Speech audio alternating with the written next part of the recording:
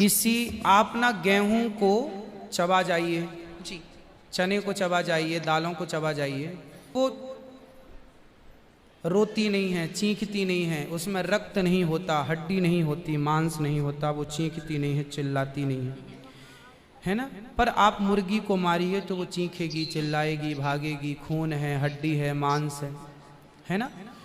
Actually सिद्धांत है ना, देखो इतने सारे मर्द हैं, लेकिन इतने सारे मर्दों में एक मर्द ऐसा है जो आपका हाथ पकड़ के रह सकता है, आपका हाथ पकड़ के घूम सकता है, कोई कुछ नहीं बोल सकता, क्योंकि वो आपका पति है ना। समाज ने आपको इजाजत दे दी, आपकी मांग भर गई, मंगलसूत्र आ गया, अब समाज ने स्वीकार कर लिया कि ये मर्द, ये पुरुष अब आपका पति है। अब आपको दूसरे पुरुषों के साथ देखा गया तो आप अच्छे नहीं माने जाएंगे। तो जैसे समाज ने एक पुरुष के संग, एक स्त्री के संग इजाजत दे दी, शास्त्र ने इजाजत दे दी कि आप इसके साथ रह सकते, ये लीगल है, उसी तरह आपको गेहूं, चावल, अंकुरित अनाज चीजें, दाल, चावल, सब्जी, रोटी खाना लीगल, वेद ने आज्ञा दे दी, ये खा सकते हैं, मांस के लिए आज्ञा नहीं दी।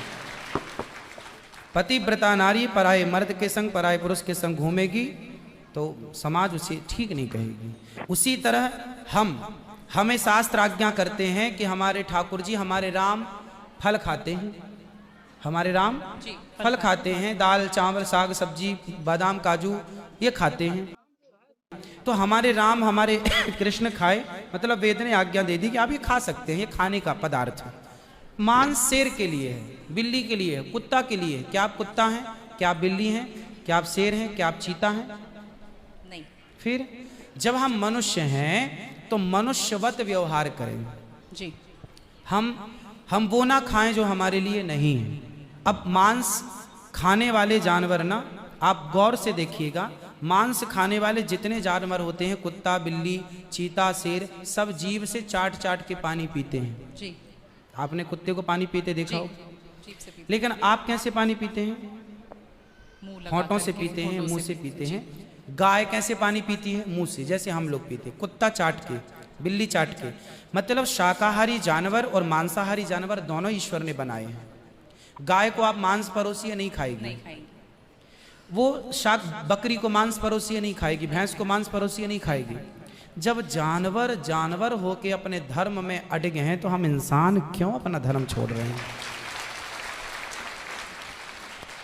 अब जो मांसाहारी जानवर होते हैं उनको आप ध्यान से देखना, उनके पांव में नाखून होते हैं, जबकि शाकाहारी जानवर के खुर पाए जाते हैं। जैसे गाय का खुर होता है, बकरी का खुर होता है, भैंस का खुर होता है, जबकि चीता का, शेर का, कुत्ते का आपके ईश्वर ने पैर बनाए हैं ना तरीके से। आप मुंह से पानी पी, मतलब आपके लक्षण शाकाहारी, कहना इन दांत बड़े बड़े होते हैं मांस फाड़ने के लिए, आपके नहीं है। मतलब आप ईश्वर की तरफ से शाकाहार।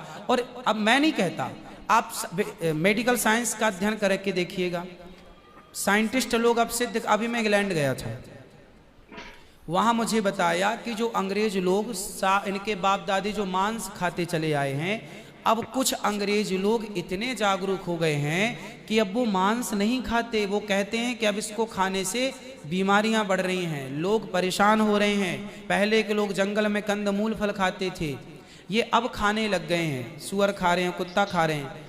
अब बहुत सारे लोग शाकाहार की तरह जो जागरूक हैं बढ़ रहे हैं।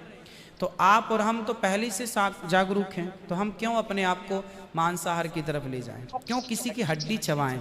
बताइए, हमारे यहाँ मुर्दे को छूने से लोग नहाते हैं, कितनी दुर्गंध है। अब देखो, आप गेहूं, आप पालक काटो, गोभी काटो, है ना, मूली काटो, गाजर काटो, दाल पकाओ, कोई दुर्गंध आती है आपकी रसोई में? नहीं। लेकिन आप मुर्गी काटो, बिल्कुल वो बदबू से भर जाएगा।